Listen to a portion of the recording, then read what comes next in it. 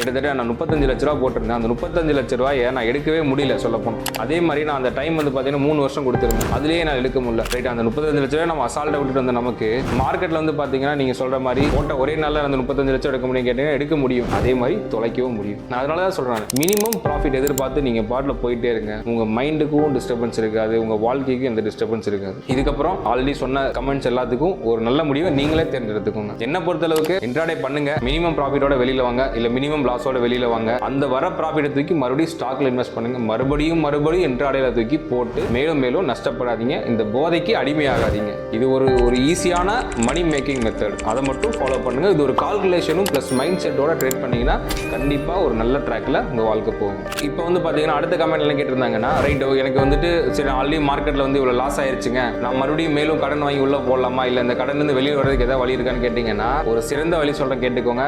மார்க்கெட்ல